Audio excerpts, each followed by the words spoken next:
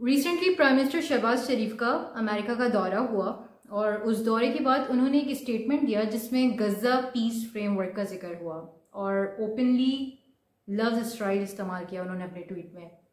ये सिर्फ लफ्ज़ों का मसला नहीं है, असल सवाल ये है कि पाकिस्तान अपनी रिवायती फॉरेन पॉलिसी को किस हद तक रिकंसिडर कर रहा है। पाकिस्तान के कॉन्स्टिट्यूशन का आर्टिकल 40 सीधा इसराइल का जिक्र नहीं करता, लेकिन उसकी रूह ये है कि पाकिस्तान मुस्लिम यूनिटी और इंसाफ के लिए खड़ा रहे। इसको पार्लियामेंट ने बार बार रेजोल्यूशंस के जरिए क्लैरिफाई किया कि पाकिस्तान तब तक इसराइल को तस्लीम नहीं करेगा जब तक फ़लस्तीन का मसला इंसाफ के साथ हल ना हो जाए। नेशनल असेंबली और सेनेट की 2021 और 2023 की रेजोल्यूशंस इसका वाज़ेह सबूत है।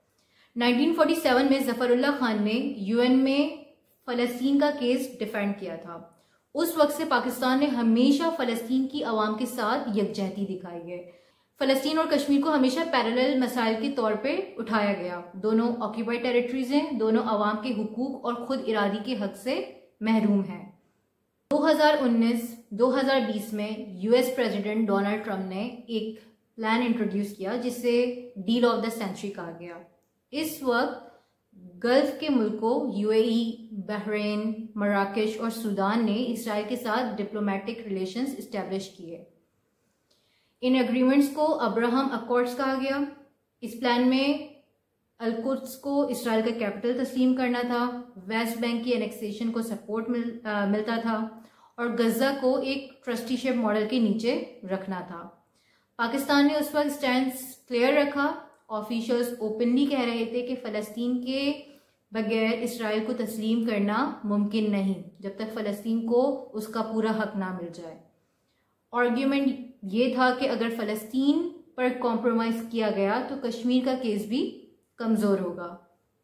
मगर अब पिक्चर बदलती नजर आती है। पाकिस्तान ने ट्रंप के 20 पॉइंट गज़ा पीस प्लान को एक पाथवे टू पीस कहकर वेलकम किया।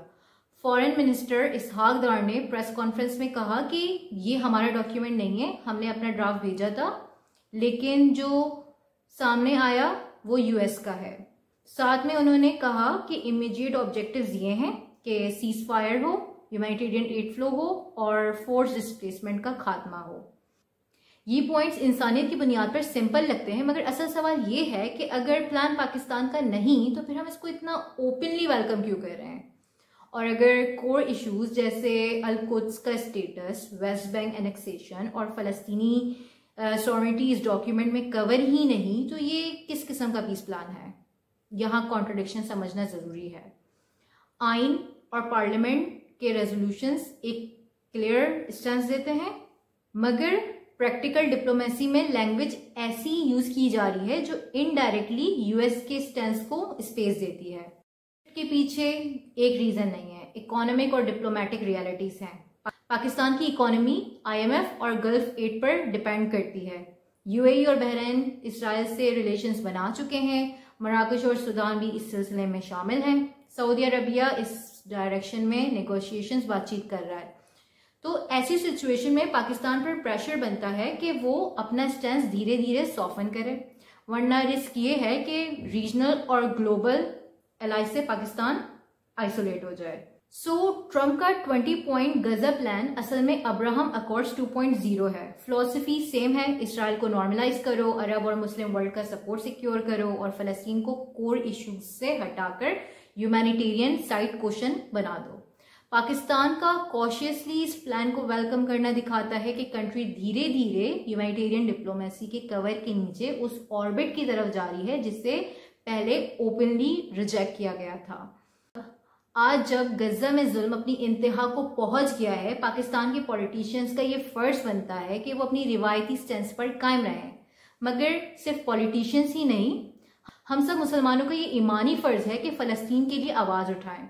कुरान और सुन्नत हमें जुल्म के खिलाफ खड़े होने का हुक्म देते हैं। ये सिर्फ फॉरेन पॉलिसी का इशू नहीं है, ये उम्मत का मसला है, ये ईमान का मसला है, ये आपकी इंसानियत का तकाजा है। तारीख ये नहीं देखेगी कि हमने पीस के नाम पर क्या स्टेटमेंट दिए, तारीख ये देखेगी कि क्या पाकिस्तान जो कि एक नामी इस्लामी मुल्क है उसने वाकई फ़लस्तीन के साथ खड़ा होना पसंद किया या अपने ज़मीर को जियोपॉलिटिकल डील्स के लिए बेच दिया।